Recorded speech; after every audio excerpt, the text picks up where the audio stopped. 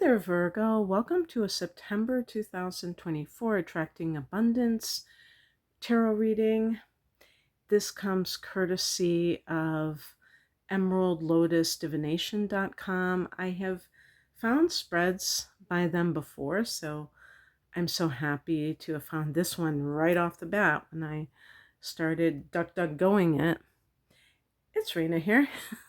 So I'm just going to lay out the cards and then I'm going to refer to the position because you're the first sign that I'm doing.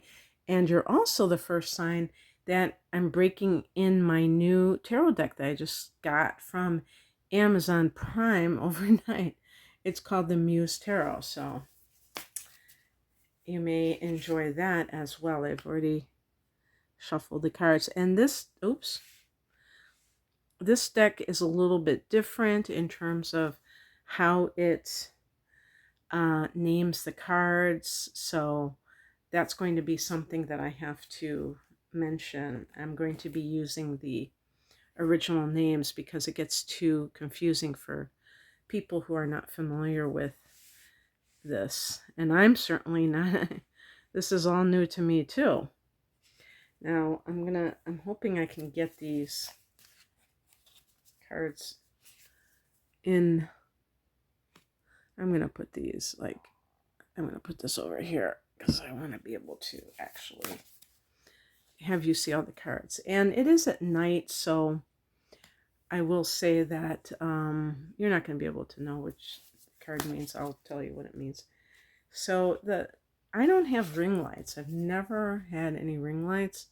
I don't know if it would make that much of a difference, but probably it would make it a little bit more high definition, but we'll just make do for now.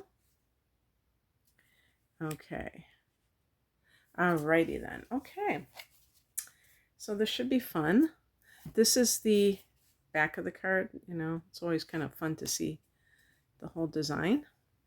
So the first position, I've got my tablet here, is my current state with allowing abundance. And we have here, sorry about that, the Eight of Voices. Ooh, okay, this is Swords. Eight of Swords, because voices, it relates to all the air signs, so it's all about communication, but it's also about inner communication, i.e. thoughts. And the Eight of Swords is a card of, you know, our programming, I would say, more than anything else.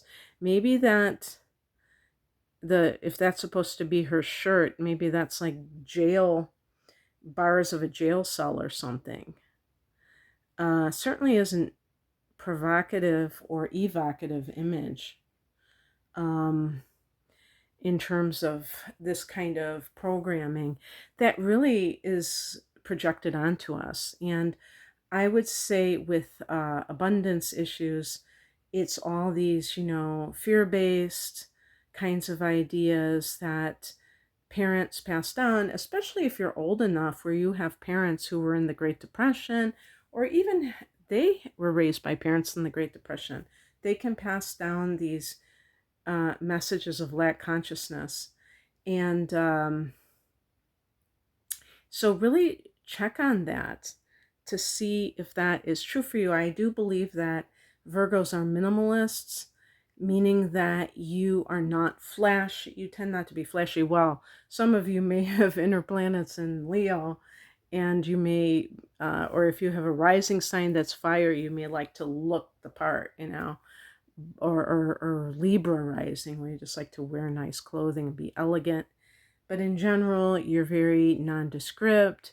You're not trying to attract attention, and you just want a simple life. I have the moon in Virgo, and I love the idea of simple living, slow living. To me, that's where it's at. So, but you know, it doesn't mean that there's not room for improvement. If you feel that there are some self-limiting beliefs that you possess, then that's the kind of thing that you might want to work on. How to get yourself into alignment. So this can be some, you know, ideas, perhaps. Muse of materials. Okay, now see that's okay. Muse. That's the one thing I am not familiar. I wonder if that's page. I'll have to check. I'm going to pause this. Wow, I didn't realize this, but Muse is actually the King of Pentacles, which is the pinnacle of Pentacles, the pinnacle of Pentacles. And the Pentacles are the earth signs, Taurus, Virgo, of course your sign, and Capricorn. But the things of the earth. So the earth itself, money. Sometimes pentacles are called coins. So it can be about money matters, but it can be about, possessions and your job, your health. And there's a booklet that went along with this. And so I'm just going to give you some key words here to understand like how you can manifest. One of the things, they have prompts for everything. I think it's like a writing prompt, but they said dirt magic. And I thought that was really interesting because working with the soil, if you're actually a gardener, for instance, can be, and a gardener doesn't mean just like flowers. You could be planting, kale or something, something that I actually think a lot of Virgos would rather, have function over form. You would rather have something that's practical, not just something that looks good, but something that, you can utilize. So the key words that they mentioned are abundance, earth energy, life, material success, the journey of creating prosperity, being able to provide for those you love, the joy of a life well lived, grounding into the earth, gratitude, comfort, wealth, health, and happiness. And then, in their elaboration of this, something they said, I'm just reading verbatim. It's time to take another small step toward the gardens of life and commit to watering, healing, dancing, and loving as much as you can. Material success and joys are arriving. Seeking the grounding energy of earthly delights and knowing that your own fertile lands are blooming now. Well, that's kind of like predictive, but this is more in terms of advice. But I don't like to give advice. I would say food for thought, pardon the pun, which is basically to embrace that which you are, because you are an earth sign. So all of this is very familiar to you. The only thing that could possibly um, keep you from that are any kind of thoughts that were implanted by someone else who isn't you, and therefore is coming from a different perspective, but you have internalized these ideas, these toxic ideas, and are, living as if they are truth, when in fact you can embrace your own element of earth. And I think with Virgo, I would say feeling worthy of it, because Virgos tend to be very self-critical and hard on themselves, perfectionists, workaholic types of people who might think that they never measure up. And you have to, it's interesting that the pentacles also relate to self-worth. So you have to love yourself and value yourself in order to understand how important it is. This isn't just about, materialists. This King of Pentacles, this is really about being embodied. I feel like we're here in this world. And when I started hearing, that buzzword embodied, I didn't really understand what it meant. And now I do. Um, Basically because I was always taught through Eastern religion that we were, that it's like almost like a punishment that we are here because we had material desires, and so we attracted this, like the wheel of the wheel of birth and death that people are struggling to get off of. But because they're so immersed in the physical, they can't do it. Well, I've really altered my views. I've had Pluto transing my ninth house.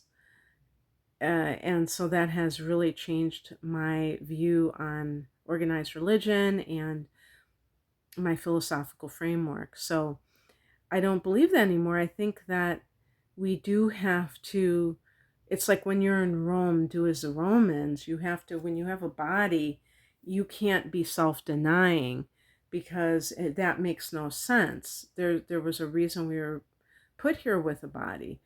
But that doesn't mean we have to be hedonists either. That's the key.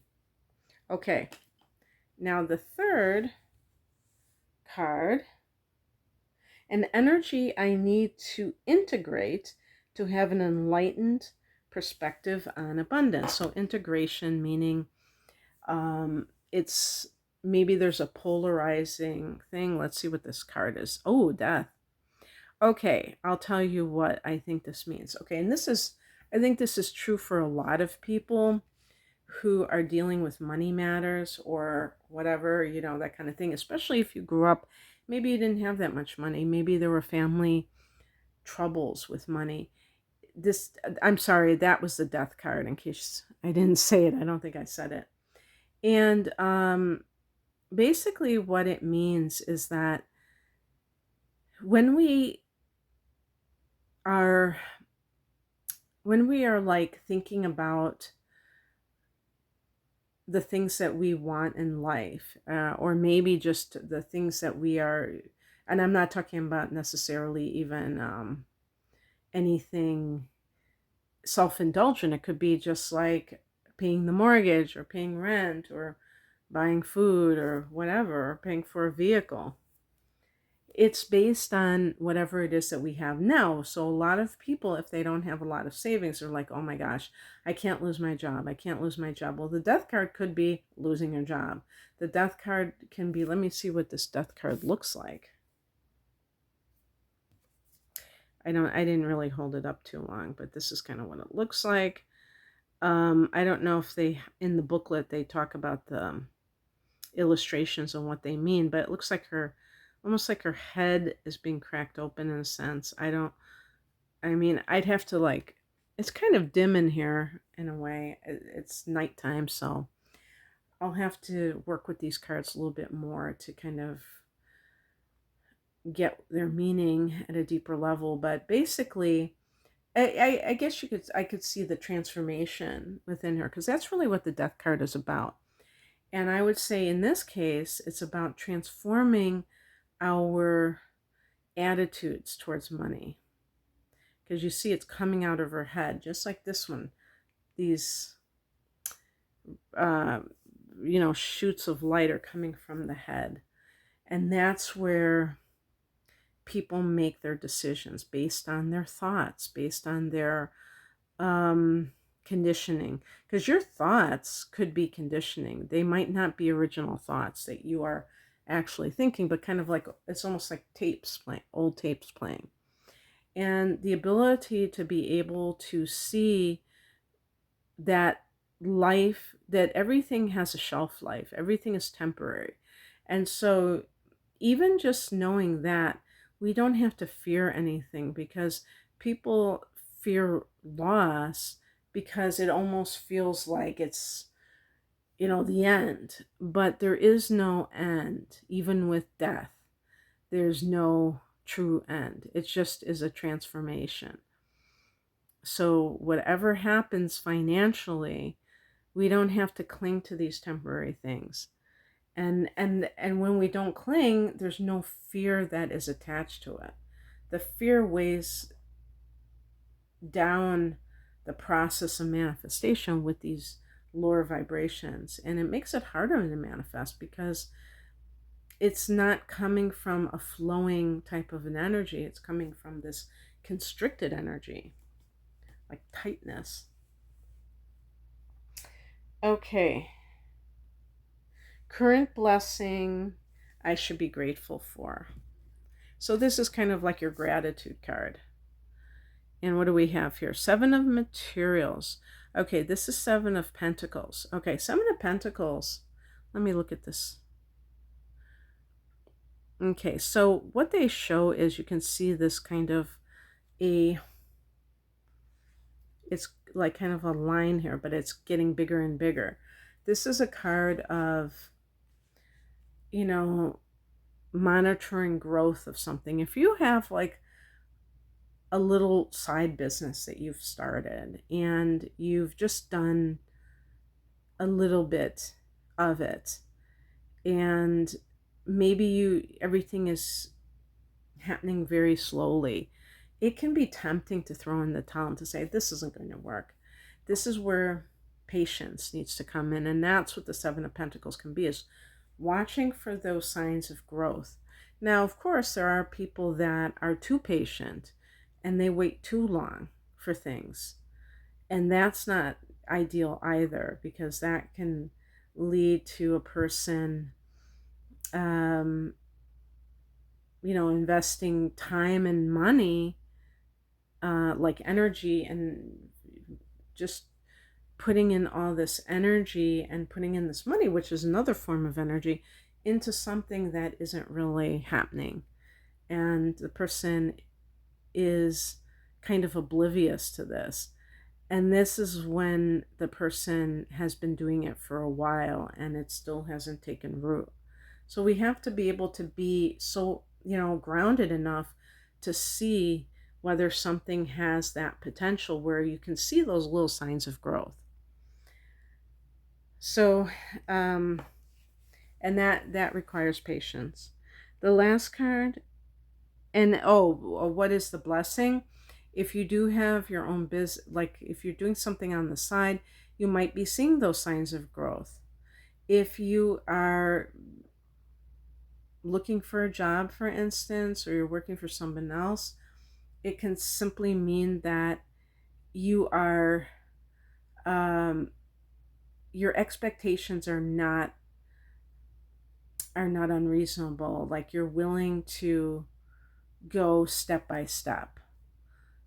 So if you're the kind of person that wants to build wealth, you may not have a penny in the bank account, but you might have a plan of how you're going to get there, or that you can develop a plan to get there. And then the last card, the fifth card, is what I should be investing my energy into to attract abundance. What did I get here? Ace of Emotions, Ace of Cups.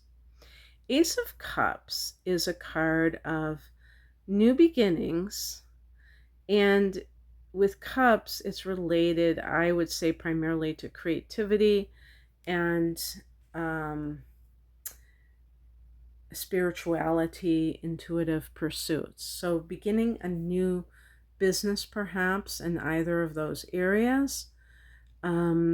Looking at the new moon, it's going to be in your sign on September 2nd. I don't know the time that this is occurring in my time zone, so it might be a day before or after for some people. I'll have to check, but around that time. And this can mean in the first house, any kind of new beginning. This is a whole new cycle for you for the next 12 months of new beginnings, when you have new moons and subsequent signs as well. But this is your overall, the first house is the house of the self. So it could be reinventing yourself or doing something new in terms of promoting yourself in a certain way that is different than you've done in the past. If you are, I would say that Virgo people overall tend to be more interested, and this, is not, a statement of fact. This is just my feeling, is that because you rule the sixth house of work in part, work, but health too, that you may initially go into nursing or being a physical trainer, or physical therapist, maybe a personal trainer for some people, because you tend to be disciplined and organized and health minded. Um, more of a conventional form, and then you learn more about alternative health. Now, some Virgos could certainly start out that way, just right out of the box. You always have been interested in. I always associate vegetarianism with being a Virgo, herbalism, things like that. So there probably are some of you that are into that stuff already, but the like drugless therapies.